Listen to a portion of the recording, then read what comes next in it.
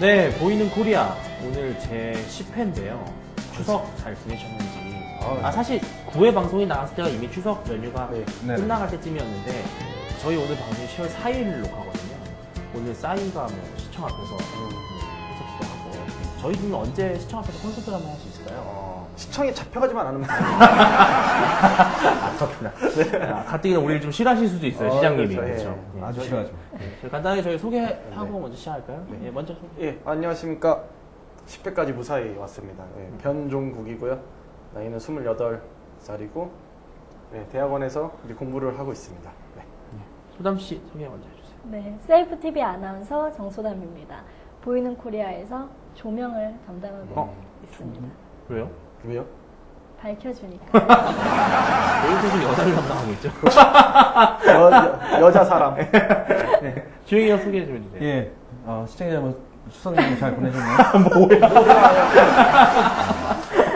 저도 추석 연휴 잘 보냈고요. 보이는 코리아 2030을 담당하고 있습니다. 윤주영입니다. 반갑습니다. 우리 호를 하나씩 정해줄 필요가 있을 것 같아요. 뭐야? 뭐 어떤 막말 윤주영. 막말 주영. 막말 컨셉으로 좀 자리를 잡아가시는 것 같아서. 오늘은 좀 안 할까요? 아니요. 네, 오늘 할 일이 없어요. 네, 저는 윤주진이고요. 예. 저희 오늘 보이는 코리아가 주제로 잡은 게 이중잣대. 네. 아니, 이중잣대가 가끔씩 톡톡톡에서는 여러분한테 말씀을 많이 드렸었는데, 보니까 이걸 한 번쯤은 꼭 다뤄줬으면 좋겠는 게, 또 최근에 안철수 후보가, 안철수 후보의 논문 문제, 그리고 다운계약서 문제, 이런 것들이 막 터져 나오면서, 사실 이런 평가들이 많이 있어요. 다를 게 없다. 다를 게 없는데, 유독 반응은 좀 다른 분들이 좀 있고, 또, 약간 억지스러운 논리로 이렇게 좀 보호해주는 것 같은 경향도 있는 것 같아서. 해석에 있어서. 예, 그래서 저희가 오늘 이중잣대를 한번 컨셉으로 잡아봤는데, 우리가 이제 뭐 정치권 얘기하기 전에, 우리가 이제 남녀 사이에서 겪는 이중잣대, 또 한번 얘기해봤으면 좋겠어요. 네, 남녀 사이에서. 대표적으로 이중잣대 좀 종국이 형이 심해요. 종국이 형이 왜? 남자들한테는 뭐 이렇게 닭꼬치 이런 거 사주고, 여자들한테는 스파게티를 사줘요. 아닌가요? 아니, 정말 아니에요. 이게. 저한테는 한 번도 맛있는 걸 산 적이 없거든요, 밥을. 근데 제가 주진이 예전에 한국대학생 포럼 회장 그만두고 제가 상품권을 샀어요. 10만원. 그거 언제 줘요? 2개월인가? 9개월이 지났는데 아직도 못 주고 있어요. 근데 정말 이번에. 이중잣대예요. 이건 이중잣대가 아니죠, 이거는. 주기 줄 겁니까? 가지고 사면 놨으니까. 다 했겠네요, 다 했겠어요. 유통기한이 지난다는 말이 있어요. 근데 되게 오해하세요. 시청자분들께서. 오해가 아니죠. 왜요? 사실이니까. 남성들의 이중잣대는 어떤 게 있을까요?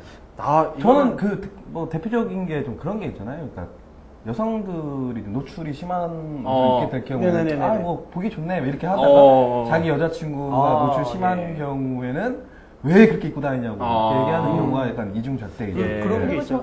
이중잣대는 아닐 수가 있는데 성 관련된 문제가 이렇게 발생하게 되면 여성분들이 간혹 댓글로 이렇게 촌철살인 멘트를 날려주시는 게 그게 너네들을 즐기고 있는 그 여성이 혹시 네 딸이었으면 어땠을 거냐. 너무 이제 여성이라는 기준 자체를 잘못 들여대고 있는 거 아니냐라는 말을 또 하시는 분들도 있어요. 여성으로서는 또 남성의 이중잣대 이런 게 있다. 있을 거야, 분명. 저는 뭐 친한 남자친구들이랑 뭐 술자리 갖고 그러면은 이제 야, 늦어서 집에 가야 된다고 하면은 느낌 뭐가 늦냐고 가긴 어디 가냐고 이러고 여자친구한테 그때 전화 와서 오빠 나 밖이야 그러면은 미쳤냐고. 그래요? 저는 그래서 제 여성 친구들과 술자리에 있을 때, 나 지금 뭐 통금시간에 가야 돼. 그러면 가. 저도. 가. 왜? 술값이 술값이 덜 나오니까. 덜 나오니까. 여성분들이 또 안주빨 세우거든요. 근데 저는 제가 가면은 그렇게 아쉬워하더라고요, 제 친구들. 누가요? 놔주질 않아요. 왠지 아세요? 돈을 내시죠. 자, 오늘 이제 본론으로 들어갑시다. 이중잣대는 사실 그런 것 같아요. 이중잣대가 있으면 합리적인 판단을 못 하게 돼요. 이게 정말 문제라고 말을 할 수도 없고, 또 자기가 예전에 뱉었던 말이 자신에게 또 흡수가 될 수도 있고요. 그래서 저희가 오늘 준비를 해봤는데, 오늘 정치권의 이중잣대. 그런데 이중잣대의 사전적 의미가 뭔지 아세요? 뭐예요? 몰라서 물어보고. 이중잣대라고 하는 그런 거 아닐까요? 동일한 사안을 그렇죠. 두고 네. 다른 상황에 잣대를? 따라서 그렇죠. 다르게 판단하는. 그러니까 뭐 한마디로 말하면 내가 하면 내가 하면 로맨스고 남이 하면 불륜이죠. 불륜이죠. 예, 그렇죠. 뭐 그런 거겠죠. 예. 그러니까 저는 문제는 그런 것 같아요. 그러니까 아까 전에 이제 우리가 사전에 좀 얘기했던 것들은 그래도 그럴 수 있잖아요. 아이, 당연히 하지 뭐 그 자기 여자고 뭐 자기 딸인데 그런 마음이 있을 수 있지만 예. 정치나 사회를 보는 시각이 그렇죠. 있고 똑같은 사안을 가지고 어떤 때는 이렇게 얘기하고 또 자기의 입장에 따라서 또 다른 얘기를 하고 이런 것들이 상당히 큰 문제가 그렇죠. 있는데 그게 나중에- 실제 너무나도 비일비재하게 그렇죠. 일어나고 있다는 거죠. 너무 정치 진정성이 인물이나 없어 보이잖아요. 지지자. 예, 그렇죠. 그리고 그 사람의 말을 믿을 수가 없게 되죠. 그렇죠. 아니 뭐 이거 할 땐 저렇게 하고 저거 할 땐 네. 저렇게 하자 그러면 예. 무슨 기준에 맞춰서 그렇죠. 우리가. 사실 최근에 안철수 후보의 예, 예, 논문 문제, 논문. 그리고 다운 계약서 네. 이런 것들이 이제 사실 문제가 되면서 과거의 논문과 다운 계약서에 대해서 비판적인 발언을 하셨던 정치인분들이 정작 안철수 후보의 문제에 대해서만큼 상당히 좀 이렇게 보호하는 듯한 네. 심각하죠. 예, 매우 그런 걸 심각한 보면서 문제. 네. 좀 재밌는데요. 제가 박영선 의원 아시죠? 박영선, 예, 네. 민주통합당의 또 한 입당하시는 박영선 의원님이 뭐라고 하셨으면 이게 사진이 이렇게 나올지 모르겠는데 이렇게 나와 있어요. 관행이라고 얘기하는 것은 용납할 수 없습니다. 더구나 대법관 후보자십니다라고 네. 말씀하셨어요. 근데 당시 이제 이 대법관 후보의 청문회 당시. 예, 다운 계약서가 문제가 됐던 시기는 2000년도고요. 안철수 후보의 다운 계약서가 문제가 되는 건 2001년도입니다. 그러니까 1년 차이예요. 비슷한 법적으로 전혀 서로 상이하지 않은데 이렇게 당시에는 이게 핏대를 올리며 가면서 네. 비판하셨던 분이 그래서 사람들이 많이 이제 멘트를 보냈죠. 그렇죠. 트위터로. 예. 그랬더니 박영수 의원님이 하신다는 말씀이 그래서 문재인 후보라고 이렇게 하시더라고요. 문재인 후보 지지하고. 예. 그러니까 비단 예. 그 의원 말고도 민주당 자체적으로 대법관 아마 청문회 예. 기간이었을 거예요. 엄청나게 이제 질타를 하고 예. 대법관 할 사람이 무슨 그 다운 계약서 문제 이거는 문제가 된다. 절대로 대법관에 세울 수 없다. 낙마했잖아요 결국에. 네, 그렇죠. 맞아요. 했는데 민주당 전체 그러니까 민주당 차원에서의 이번에 안철수 다운 계약서 문제를 가지고는 안타깝다라고 하는 그냥 딱 그렇게 그렇죠. 예, 예. 정리해버리는 정의는 아니지만 그렇게 아니에요. 근데 얘기해버리는 안타깝다라고만 끝난 게 아니라 이거에 대해서 문재인 대통령 대선 후보께서는 뭐라고 그랬냐면 그때 당시 관행이었고 비슷한 말을 하셨어요. 그때 당시 상황에 네. 비추어서 해석을 해볼 여지가 있다라는 말을 했어요. 근데 저는 굉장히 합리적인 생각이라고 저는 봐요. 그 예. 자체가 예, 그렇죠. 그 자체는. 그렇죠. 과거의 문화나 어떤 관행이나 그 당시 시대적 상황에 따라서 그 사안을 해석해보는 거 너무나도 좋은데 예. 그런데 문제는 문제는 이러한 틀을 가지고 예. 유난히 예. 반대편 후보에게는 그러한 합리적이라고 우리가 방금 평가했던 그 틀을 제시를 하지 않죠. 네, 이게 예. 뭐 전형적인 이중잣대 중에 그렇죠. 하나죠. 그렇죠. 자기 저는 편은 그때 그 시대, 예. 이분이 낭만하셨을 때는 전 몰랐어요. 다운 계약서라는 거에 대해서. 그때 처음 알았는데 굉장히 도덕적으로 나쁜 건가 보구나. 그래서 진짜 치명적인 거구나라는 생각을 그때 했었는데 네. 이번의 경우에는 또 그냥 별거 아닌 거 정도로 치부하시는 네. 분들이 많아서 관행 누구나 다 그렇게 한다. 관행이라고. 이렇게 말을 하고 예, 하더라고요. 예, 말씀하세요.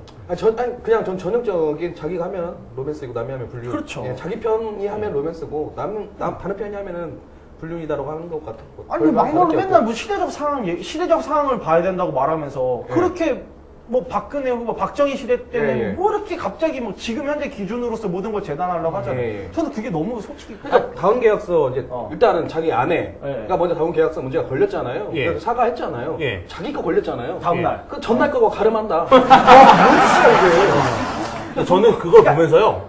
이거 진짜 이건 좀 약간 개그하는 줄 알았어요. 저는. 저도요. 예, 전 이게 어느 네티즌이 만든 장난스러운 예, 말인 줄 예, 알았는데 말이 안 되죠. 알고 보니까 후보 캠프에서 공식적으로 예, 내놓은 예, 예. 대답이더라고요. 그 다음에 기자회견도 안 했다 그러고. 예. 그렇죠. 근데 허재영 기자가 또 재밌는 얘기를 했어요. 대단한 사람이에요. 이 나는데 사람. 허 기자님 고마워. 방송 분량 되게 들려주고. 허 기자님 왜 나왔으면 좋겠어. 아니 네. 한번 제대로 우리가 공개적으로 공개 영상 한번 띄워갖고 주제 한번 띄워요 나오라고. 오늘 한번 띄우는 근데요, 거예요. 제가 허 기자님이랑은 구면이에요, 사실. 어. 예, 만난 적이 있어요. 예. 방송에서 또 최초로 말씀드리는데. 예, 제가 트위터에서 다 사실 바로 지웠어요. 뭐라고? 그러니까 제가 허재영 기자님을 만난 적이 있어요. 네, 허재영 기자님 버스에서 같이 타고 부산에 갔었는데. 그래요? 네, 근데 제가 그때 봤던 허재영 기자 되게 착하세요, 사실. 어떻게 보면 되게 착하고 순진하신 분인 것 같아요. 근데 어떻게 보면 너무 정의감에 불타서 너무 사회적 정의감에 불타다 보니까 좀 그러신 것 같은데 어쨌든 이 문제에 대해서 허재영 기자가 2011년 12월, 작년 12월에요. 네, 다운계약 작성에 세금 탈루하고 어쩌자면서 그 자체가 코미디 미친 듯이 양심적이다 뭐 이렇게 막 하시고요. 또 뭐 다운계약서 작성한 사람이 판사가 된다는 건 코미디다. 대법관 그리고 김병화 대법관이 하는 거 뭐 계속 욕을 하는데 이제 오늘날 허재영 기자는 또 이렇게 주장을 해요. 근데 당시 법을 보니까 그게 합법이었다. 그러니까 많은 사람들이 또 막 가서 비판을 했죠. 그랬더니 제가 이중적이라고 비판하시는 분들 저는 부동산 거래의 투명성을 해치는 행위라고 생각을 한대요. 그러나 무조건 탈세로 인식했던 게 제일 오류였다. 안철수 때문에 입장을 바꾼 게 아니라 세무 전문가들의 설명 때문에 입장을 바꾼 거라고 하시는데 그럼 과거에 좀 사과좀 하시죠. 아니 그때는 왜 그럼 세무 전문가를 안 찾아봤다는 거 아니에요? 그렇죠. 기자면서 세무 전문가에게 자문을 구하지 않은 상태에서 그냥 자기가 소설로 기사를 썼다는 거잖아요. 그게 좀 마음에 안 드는 거죠. 정말 그게 좀 짜증 나는 거예요. 이게 너무 그냥 뭐랄까 되게 그냥 싫어. 근데 뭐 사실 그래서 비슷한 게 있었잖아요. 진중권 교수님, 이중자 때 총장. 대학교. 이중자 대학교 총장. 근데 진중권 교수님뿐만이 아니라 사실 논문 문제도 상당히 문제가 되는 것 같아요. 뭐 안철수 후보가 이번에 다운 계약서도 문제가 됐지만 또 지금 주제도 논문인데 글쎄요 어떻게 생각하세요? 논문. 그러니까 저는 이번에 안철수 후보뿐만 아니라 민주당에서 정세균 의원 같은 경우에 논문 표절 문제가 상당히 크게 불거졌었음에도 그럴 뻔했음에도 불구하고 이게 조용히 좀 가라앉았어요. 근데 유독 새누리당은 논문 표절 있으면 뭐 자격이 안 되네부터 계속 맹공을 펼쳐요. 맹공 펼치는 것들이 그러다 결국에는 뭐 새누리당 후보 김영태 의원 같은 경우에는 이제 그 새누리당에서 자격이 발탁이 됐잖아요. 그러니까 그렇게 뭐 사회 좌파들이 그렇게 여론을 몰아가면서 새누리당은 맹공을 펼치지만 정작 자신의 문제에 있어서는 늘 눈 감고 또 대표적인 그게 또 있잖아요. 오마이뉴스 기자가 민주당 국회의원으로부터 당직자였나요? 근데 국회의원으로부터 성추행을 당했음에도 불구하고 민중의 소리. 민중의 소리였나요? 거의 한 달 동안 그런 것들을 시시하고 있었잖아요. 시시하고 있다가 결국에는 그 여기자가 참지 못하고 그들을 폭로하면서 생겨난 문제. 만약에 그게 새누리당에 써봐요. 죽이네 살인에도 시작해서 지금 뭐 성추행당, 뭐 성폭력당, 성놀이당, 성놀이당 그렇게 욕을 할 때는 자신의 문제에 있어서만큼은 또 2차 가해 운운하면서 뭐 자기 내부적으로 잘 깨끗하게 잘 마무리한 거 가지고 왜 끄집어서 공격하냐. 이거야말로 정말 탈주종을 불어나는 이중잣대. 근데 이번에 문대성 지금 의원이긴 하죠. 의원이 있죠. 무소속이긴 한데 문대성 의원 논문을 저도 봤는데 그건 논문 표절 맞아요. 김영태 의원이 아까 문대성 의원이었군요. 근데 김대성이라고 그랬어요? 김영태 의원 착각했어요. 김영태 의원? 그러니까 어쨌거나 넘어가세요. 넘어가주세요. 별명까지 있었잖아요. 문대성, 문도리코. 별명은 진짜 잘 찍어. 진짜 문도리코가 좌파들 앞에서 무릎 꿇을 수밖에 없는 그런 용어를 또 있어요. 장명 센스. 또 있어요. 태권도 복사하기. 이거 너무 죄송합니다. 근데 그거는 제가 볼 때는 표절 맞아요. 표절 맞아요. 그리고 또 하나는 제가 이제 두 가지를 얘기하고 싶은 거 하나는 그래서 문대성 의원이 이제 논문 표절 시비가 붙었을 때 최근까지 이제 대선 후보였던 그 민주당 민주통합당 대선 후보였던 정세균 의원도 논문 표절 시비가 있어서 정세균 이 사람은 무슨 표절을 했길래 하고서 저도 그 자료를 봤거든요. 더해요. 근데요. 그냥 갖다 놨어 그냥. 저는 이렇게 생각해요. 저는 문대성 후보가 당시 이제 그 표절 시비가 났을 때 솔직히 평생 뭐 이런 말 하는 게 문대성 의원님에 대한 약간 모독일 수도 있지만 평생 하신 게 태권도잖아요. 그리고 정상에 올라갔잖아요. 그러니까 그런 분이 논문을 약간 좀 다른 사람과 쓰고 이러는 건 잘못된 거지만 범죄지만 정말 그들이 말하는 관행에 따진다면 그건 솔직히 이해할 만해요. 근데 사실 그 문대성 후보가 뭐 그 태권도 계속 하다가 이런 의원직으로 나오지 않고 뭐 나중에 뭐 인간극장 같은 데 나와서 그냥 웃으면서 내가 내 한 인생을 뭐 태권도 하나만 바라보다 보니 실은 논문 같은 것도 그렇죠. 내 능력으로는 다 커버하지 못한 그런 뭐 웃지 못할 그런 부끄러운 적도 있다라고 그냥 인터뷰를 대놓고 했어도 국민들이 하긴 뭐 그렇죠. 이렇게 했을 거예요. 근데 문제가 되는 거는 그런 자리에 나왔기 때문에 사실 그게 문제가 되는 거거든요. 관행인 그렇죠. 거를 사람들이 모르는 게 아니라 그런 관행이 있다는 건 모두가 알고 있어요. 아니 근데 문제는 그런 것 같아요. 그러니까 문대성 후보와 안철수 후보 이 두 명을 동일하게 봤을 때 더 강력하게 표절에 대한 그럼요. 그쵸. 잣대가 적용이 돼야 될 분은 안철수 후보예요. 왜냐면 안철수 후보는 정말 학자로서 썼던 거고 네. 솔직히 문대성 의원보다 태권도 잘하는 사람이 있습니까? 없잖아요. 그럼 교수가 되는 거예요, 솔직히. 저는 그것도 웃긴 것 같아요. 왜 박사가 있어야 교수를 해요? 그렇지 않아요? 평생 발전이 그렇죠. 하신 그런 게 분인데 가르칠 수 있어야죠. 근데 그 너무 왜 문대성 의원한테는 막 뭐라 그랬냐면요. 공지영 씨는 뭐 놀랍네요 이렇게도 하셨고요. 그리고 이회수 씨는 베끼는 건 도둑질입니다 이렇게 말씀하셨어요. 네. 근데 그 오타까지도 사실 베꼈었거든요. 근데 안철수 후보도 지금 오타까지 베껴져 있거든요. 그러니까 그건 좀 문제가 되는 것 같아요. 근데 사실 이제 제가 또 하나 얘기하고 싶은 포인트는 석사 학위를 예. 보잖아요. 그래서 저도 석사 하고 있어요. 예. 근데 사실 비일비재해요. 정말 이게 제가 불편한 진실이죠. 불편한 진실인데 이 코테이션, 그러니까 그 각주다는 게 상당히 그래서 굉장히 철저하게 교육을 시켜요. 맞아요. 각주다는 거에 있어서 주의를 하라 교수님들이 항상 말하는데 저는 안철수 후보가 했다는 것 자체를 정말 나 같은 석사 수준에서 보면 제대했구나. 그런데 문제는 우리 안철수 교수 부를 때 뭐라고 불러요, 앞에다가? 세계적 석학이라고 얘기해요. 세계적 석학이 석사 논문을 표절했대. 세계적 근데 석학이라고 불러요? 석학 오늘 왜 이렇게 침이 많이 튀어요? 아니, 세계적이. 장난 아닌데? 이학기 교수다. 세계적 석학! 너무 흥분해서 그래. 좀 잘하셨어요. 액체가 장난이 아니에요. 아밀라제 그냥 노래를 제대로 받아들이세요. 네. 세계적인 석학이라는 세계적인 석학 안철수 교수와 무슨 시골을 현수막도 나와요? 그렇게 나오잖아요. 세계적 석학 안철수와의 나 처음 건축 들어봤어요. 이렇게 써 있어요. 그러니까 앞으로 세계적 석학 좀 빼고 네. 모든 앞으로 세계적 석학이 달렸던 그 현수막 그 사진 좀 안 썼으면 좋겠어요. 외국에서 보면 뭐라고 하겠어요. 혹시나 안철수 씨가 대통령이 됐으면 세계적 석학이 논문 뺏겼대. 아니, 세계적 석학이 대통령이 됐는데 논문을 뺏겼대. 이거 그러니까 세계적 태권도 선수가 논문 뺏긴 거는 뭐 사실 누구나 다 겉으로는 물론 범죄라고 하지만 속으로는 그래도 뭐 솔직히 어련했겠어 이렇게 얘기하지만 세계적 석학 기자 뭐 그쵸? 각 대학 원장까지 지내신 분이잖아요. 그러고 보니까 교수네요. 교수죠. 아니 교수가 대한민국 최고의 대학의 대학원 원장이에요. 그리고 카이스트 석좌 교수까지 했어요. 근데 내가 볼 때 안철수 후보가 그렇게 표절 논문 표절한 건 사실 이해가 돼요. 왜요? 뭔지 아세요? 어디 대학원 교수님 아시죠? 기술융합대학원. 아. 융합. 바로 보면 융합을 잘하는 거지. 재미없어. 재미없었어. 말씀하세요. 여기 낙엽이 수남 씨 말씀하세요. 뭐. 그러니까 저희가 학교 다닐 때 예. 뭐 운동한다고 왔다 갔다 하고 뭐 공부 꼴찌하던 친구가 컨닝했다고 하면은 그냥 뭐 네가 그렇지만 근데 그렇죠. 1등하는 친구가 전교 1등하는 친구가 컨닝했다고 하면 그럼 실망감이나 그렇죠. 배신감. 충격이 굉장히 큰 거죠. 뭐든 1등 한 게 괜히 또 그쵸. 진정성 자체도 의심되고. 예. 사실 또 우리가 정치권에서 빼놓을 수 없는 검증의 잣대가 뭐냐면 또 병역이잖아요. 병역의 문제. 대한민국에서 병역 문제는 뭐 피할 수 없는 문제인데. 심지어 누구는 2번 갔다 왔어요, 근데. 근데 이제 안철수 후보가 또 병역도 문제가 됐었죠. 이제 그 보셨어요? 심재철 의원님이 그 말씀하신 거? 그 뭐 안철수 후보가 과거에 썼던 그 책에서 뭐 나의 군생활은 고문이었다. 근데 알고 보니까 되게 뭐 편하게 군생활 하셨더라고요, 사실. 그 장교잖아요. 장교고 또 그 일주일에 한 번씩 또 비행기를 타고 이런 말씀 좀 드리면 뭐 무슨 말씀하시려고요?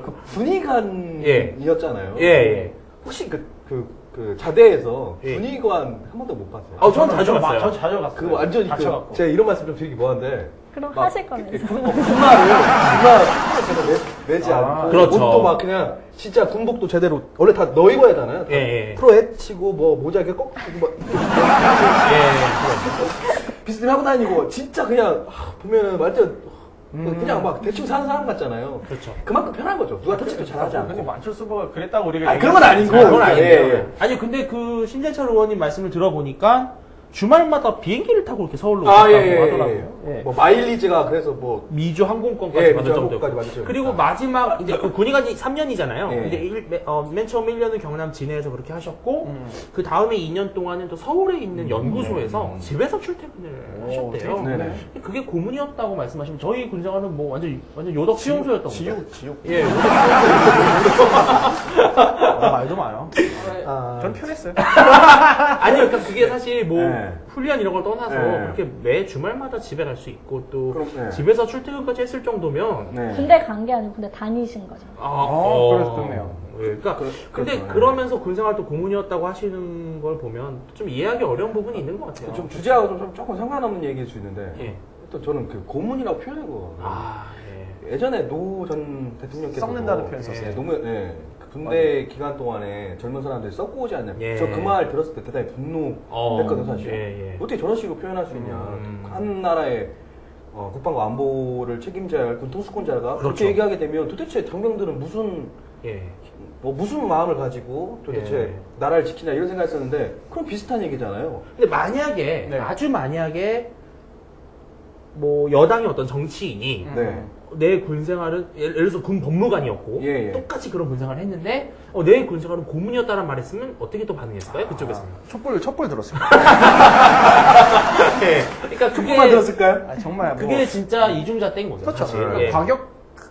과격하게 잣대를 엄중하게 들이대려면 또 과거는 좀 해야 되고 또 하나 만약에 근데 사람이 실수하다 보면 예전에는 이 말했는데 나중에 이 말 할 수도 있으면은 뭐 과거에 대해서 좀 정말 그때는 정말 몰랐어 사과를 해야 돼. 사과를 아니면은 또 그런 일도 있었죠. 또 이중잣대니까 생각나는 게 손수조 후보가 전셋집 3천만 원 문제 있어. 증여세 문제 이런 거 막 엄청 난리 났었잖아요. 뭐 증여세를 안 넣었으면은 뭐 증여세 포탈 혐의로 뭐 선거 후보 사퇴해야 된다 이런 얘기 했었는데 정작 얼마 전에 또 사당동 그 안철수 후보의 사당동 집이 증여세 문제가 불거졌을 때 딱지 매입 논란 났을 때도 뭐 안철수 후보 측에서는 뭐 예전 일이라 알 수가 없다. 사실 알 수가 없는 게 아니에요. 그냥 가서 물어보면 돼요. 본인이. 그러니까 증여세 납부 여부는 본인만 알 수 있대요.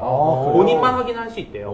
그러면 이제 뭐 과거 일이라 기억이 안 납니다. 아니 기억이 안 나면 가서 봐야 될 거 아니에요. 근데 그것도 안 하는 거 보면서 또 그거에 대해서 비판을 또 안 하더라고요. 그렇죠. 그냥 뭐 참 답답합니다.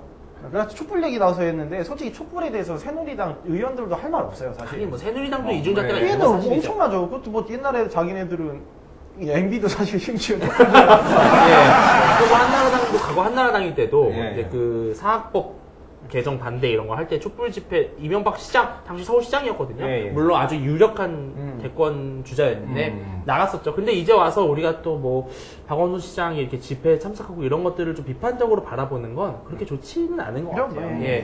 근데 생각해보니까 지금 안철수 후보 말고 정치인들 지금 내노라는 정치인들 중에 촛불을 유일하게 안 들었던 사람이 박근혜 후보 같아요. 아니에요. 박근혜 후보도 한나라당 대표일 때 촛불 집회를 했었죠. 그래요? 네, 뭐 촛불로부터 자유로운 사람 어떻게 보면 안철수 후보걸요? 안철수 후보는 촛불을 들어온 적이 없어요. 아니죠. 뭐지 탈북자 강제북소. 촛불은 들었구나. 들었는지 몰랐다. 촛불. 근데 그게 촛불 문화제는 아니었잖아요. 그때. 아니요, 촛불 문화제. 워낙 규모가 작아서 촛불 문화제 아닌 것 같지만 실제로 그게 차이예요. 양과 규모의 차이일 뿐입니다. 이미지가 약간 깨끗하고 신선한 이미지로 한몫 보시는 분들이 보통 보면은 자신에 대한 이 네거티브나 이런 것들을 자신에 대한 정당한 검증조차도 이건 네거티브다. 구태 정치다. 뭐 과거로 퇴보한다. 이런 식으로 자꾸 물타기를 하는 것 같아요. 검증이 과거로 퇴보예요?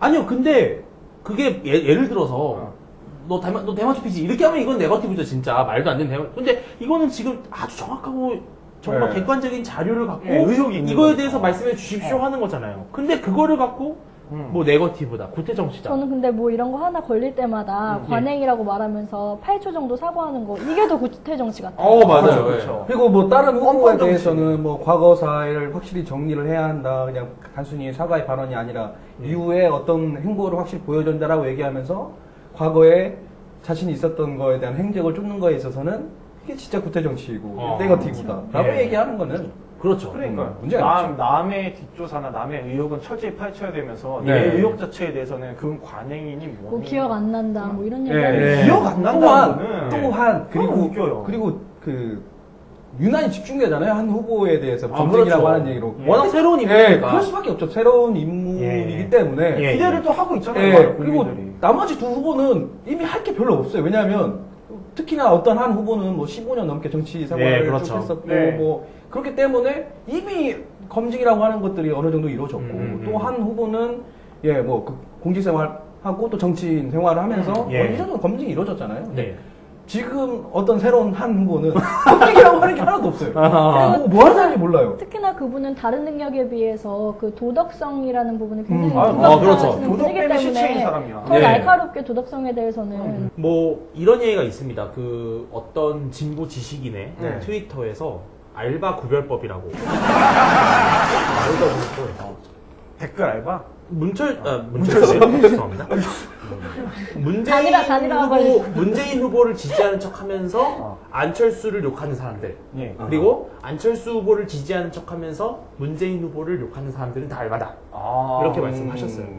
그건 뭐냐면은 비판하지 말라는 거거든요. 그리고 어차피 단일화 할 거니까.